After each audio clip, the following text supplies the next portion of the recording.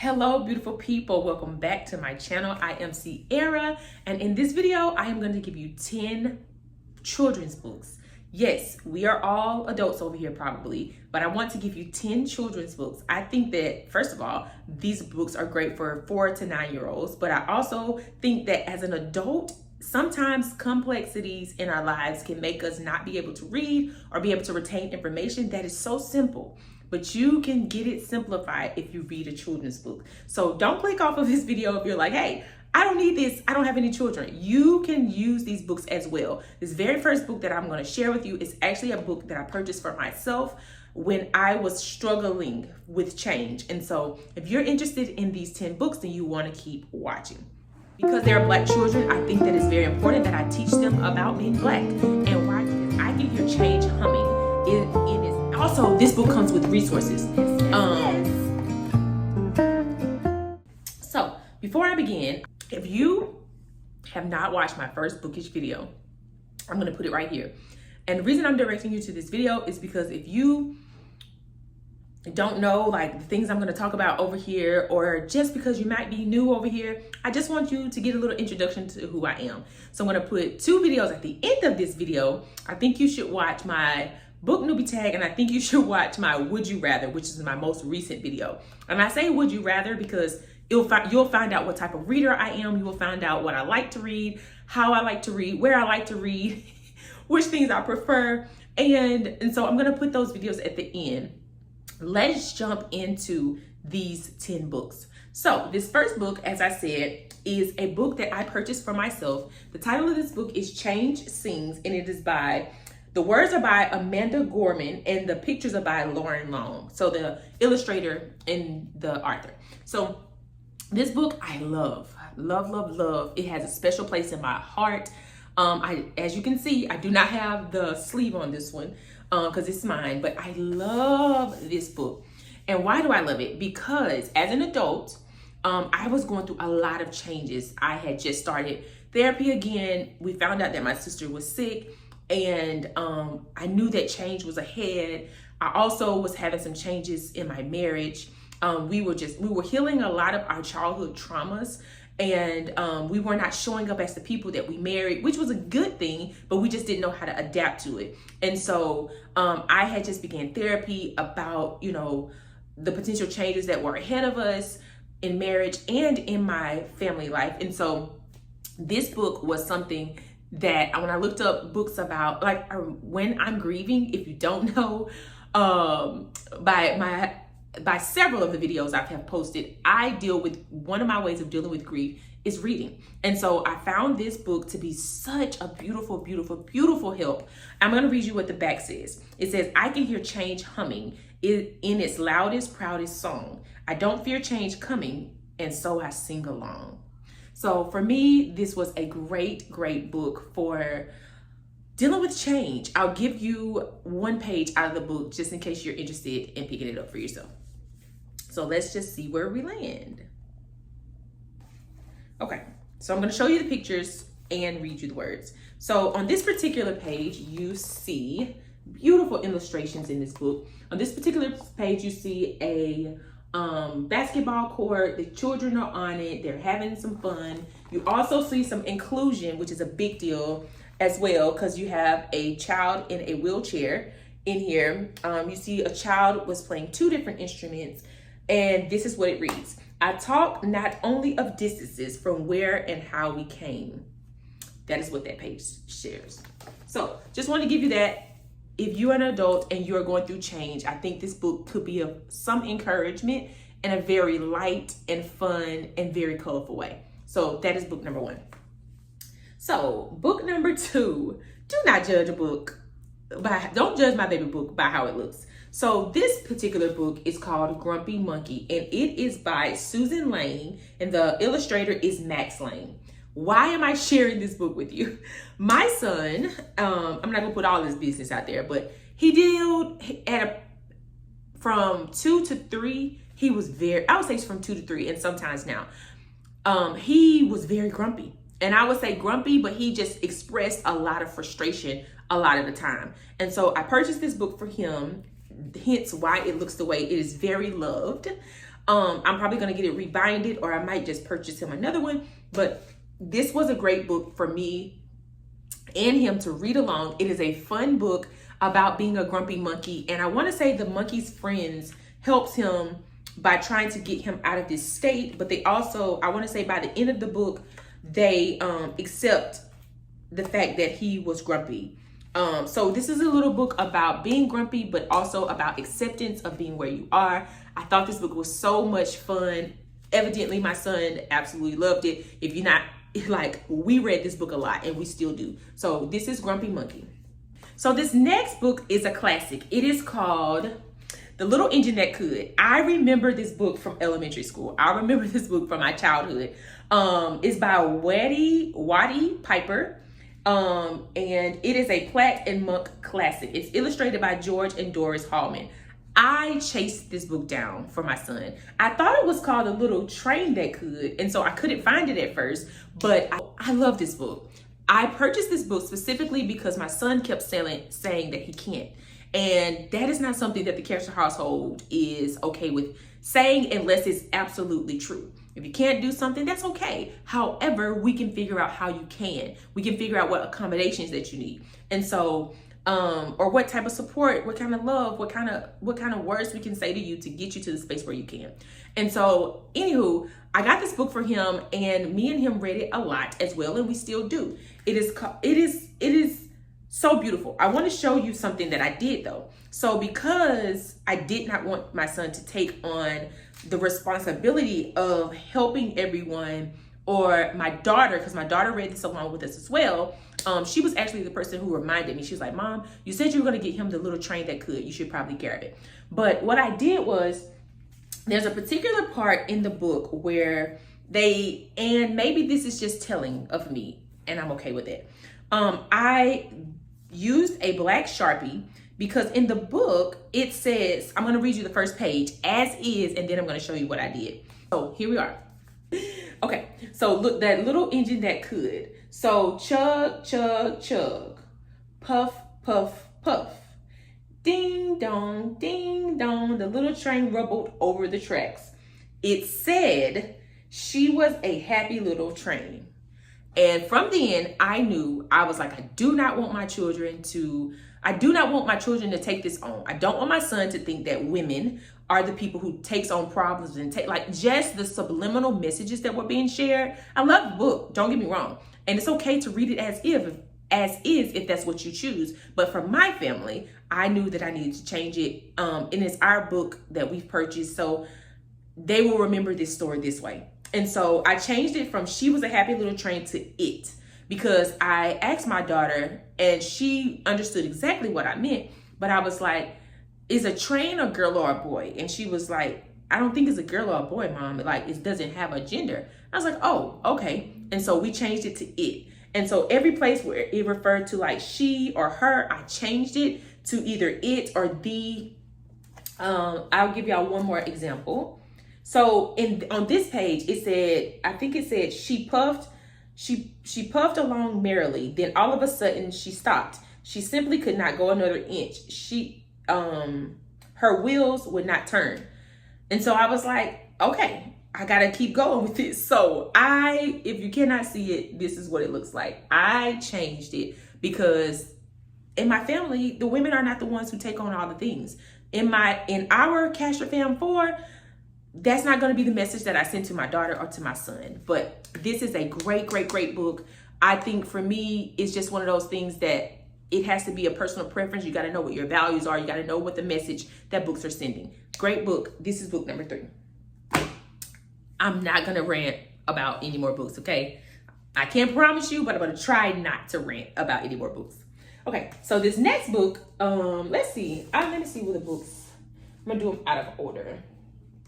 So this next book, because I keep talking about my son, but we got a lot of these books for my daughter as well. This next book was a book that I got for my daughter. It also was helpful to me. It is called The Sour Grape. It is by Jory John and Pete Oswald. This book was a great book. I want to say it was dealing with emotions around like family things. It was about the grape being like a sour grape, as it said. I want to show you some of the illustrations in the book. It is a very colorful book. It is so fun. There's a little bit of rhyming in here.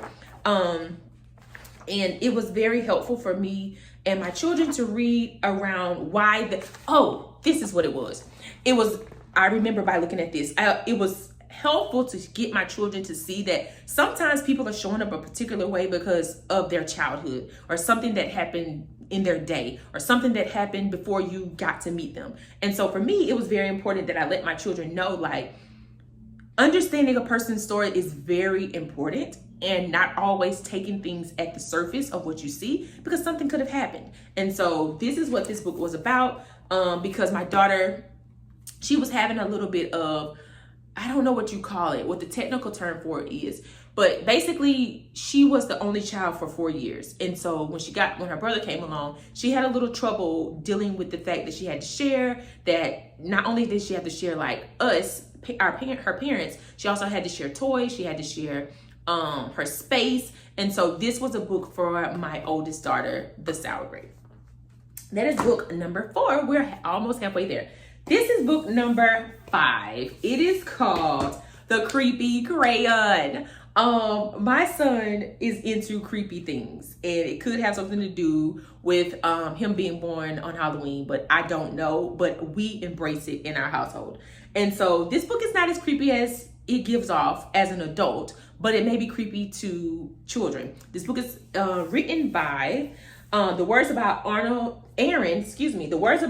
Reynolds. The pictures of the illustrator is Peter Brown. It is such a fun book. The whole entire book, I'll show y'all, is black and purple. Love, love, love this book. My kids have so much fun. We even have, I think we have the creepy underwear as well, because it's like a series of books. They deeply enjoyed it. This book is about a crayon, and basically the crayon is personified.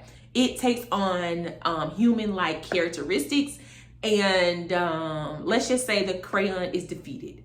That crayon gets defeated. But it's a really, really great book. The first time I read through this book, I will say, if you get to the end, turn the next page, because you didn't get to the end. You have to grab this book to read to your children, because it is so good. If your children are still a little fearful or don't like things that may come off a little creepy, you want to be mindful of that. But my children deeply enjoyed it. It was more fun and funny than it was scary for my children. So, Creepy Crayon. That is book 5. So this next book is called I Believe I Can. It is by Grace Byers. The pictures are by Katara A. Bobo. And I love this book because it is representation. And representation is a big deal for me in my household as a homeschooling parent.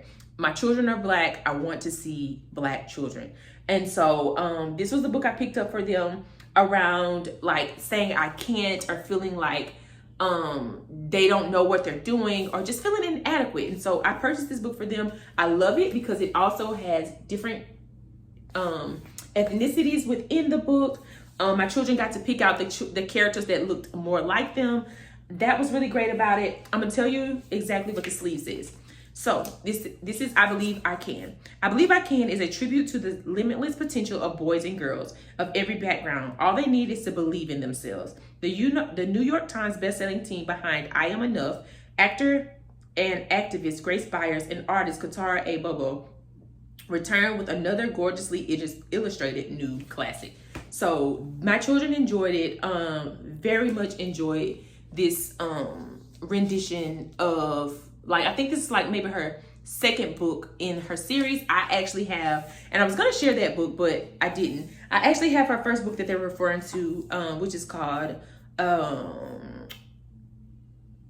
where is it? I Am Enough. So I have that book. I have that one. I enjoy it. It is very helpful to me. So if you're looking at I Believe I Can, I Am Enough is another one of the books that are written by this same author. So this next book, I deeply enjoyed this next book because, like I said, representation is a big deal to me in my household with my children. And this book is called Why. It is written by Taye Diggs, which is a celebrity, and illustrated by Shane W. Evans. Really enjoyed this. We actually picked this one up in South Carolina. And let's see if I can find the bookmark. Yep, at Main Street Reads. We picked it up here. I really enjoyed this book because it's about race. It's about race. And my children, because they're Black children, I think that it's very important that I teach them about being Black and why children are doing the things that they do. And if I'm completely honest with you, my daughter asks me this question a lot. Why? I'm not surprised, because as a child, I asked the same question a lot. I asked why. She's a very curious child. And so I felt like I was getting ahead of the curve if she ever got to the place where, because she asks me a lot, like, why is my skin lighter than my brother's? Or why is his skin darker than mine? And so we talk about that a lot in our household. And then we also talk about what it means to be Black. And so this was a great book for that. All right, next book is called I Am Okay to Feel. And this is by Caramo Brown. I may pronounce that wrong. I apologize if I did. And with Jason Rachel Brown. This book is a great, great book. I'll read you what this inside sleeve says. I Am Okay to Feel celebrates the full diversity of our emotions and provides gentle reassurance in times of stress and uncertainty. With expert vetted back matter, this is a practical, loving framework for children and adults to talk about their emotions in a healthy way. That is exactly why we purchased this book. It's because I want my children to know how to express themselves, and they do. They can say several feeling words. When I was an adult, and as I am an adult, I didn't have a lot of feeling words. When I began therapy, I realized I didn't have a lot of feeling words. I probably had about 6 feelings that I knew. And so I don't want my children to go into the world without being able to say, hey, you did this and it made me feel this. Or I feel scared when. Or today was a great day and I felt blank. And so I equip my children with being able to express the way that they feel through reading, through giving them resources. And this is a great, great resource. I think one of the things with it, also this book comes with resources. It comes with a resource at the end, and I loved it. Another thing, so I'm gonna tell you about the resource, then I'm gonna show you something. So it comes with a resource at the end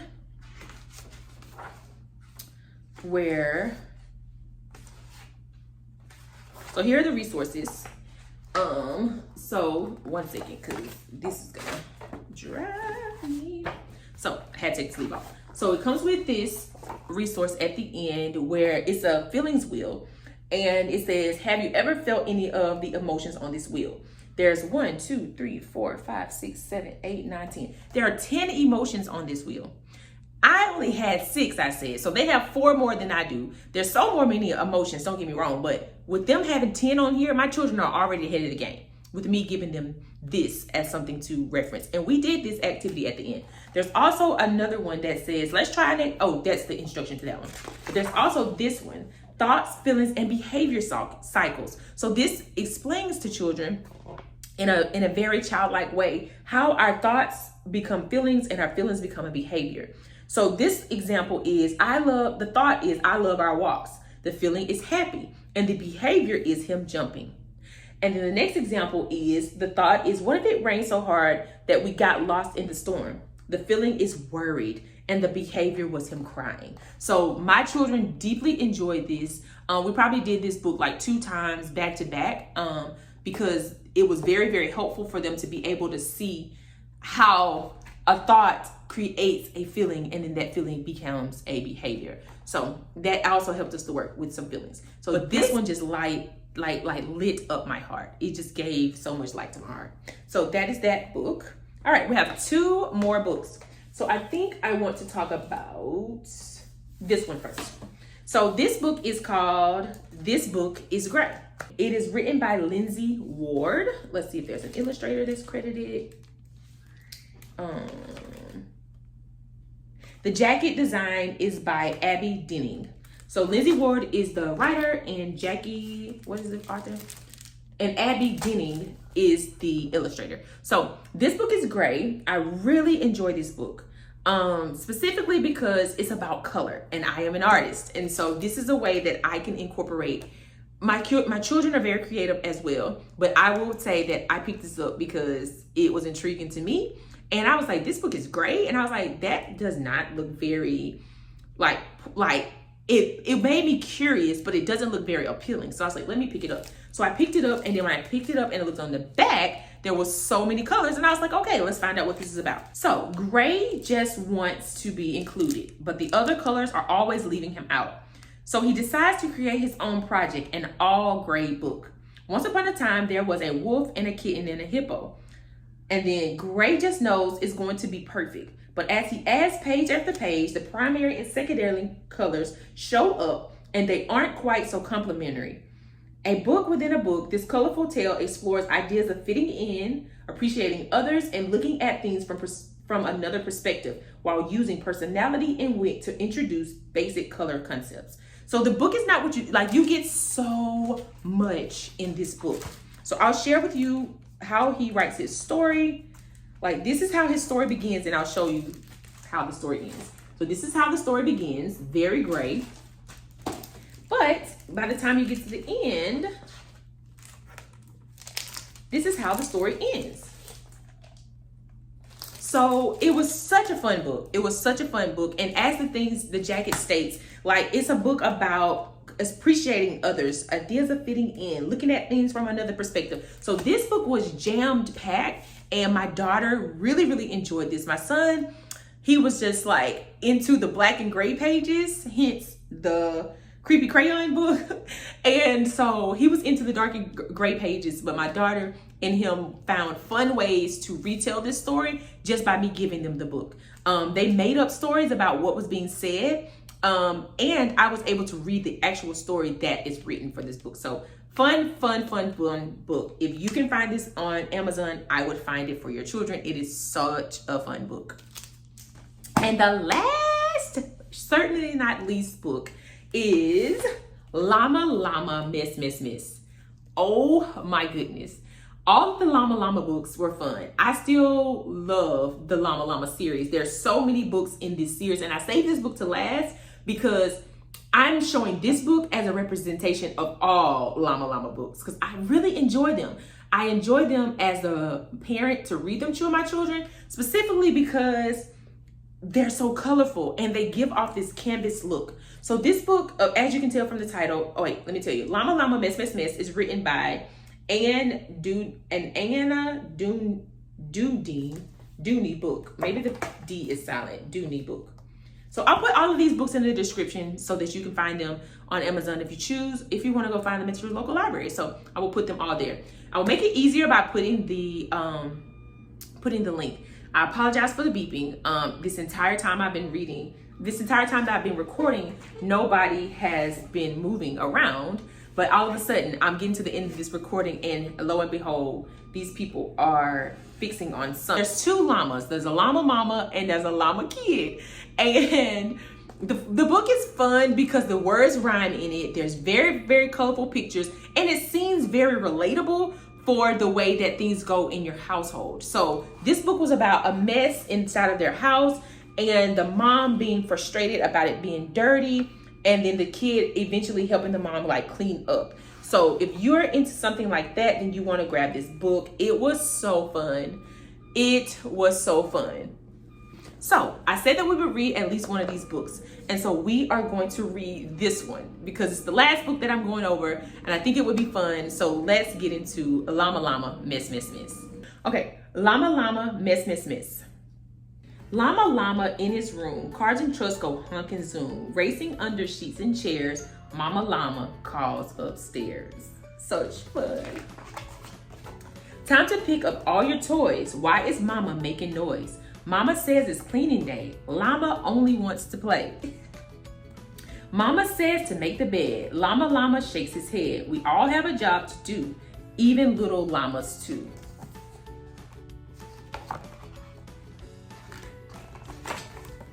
What if Mama never cleans? Imagine that. What would that mean? If Mama didn't dust or mop, she'd toss the rags and off she'd hop. Shake the clothes all clean to wear and throw them up into the air. No doing laundry anymore. She'd drop the towels upon the floor. She'd pull the sheets right off the beds and wear the blankets on her head. she'd leave the pots and pans and plates and dance around on roller skates.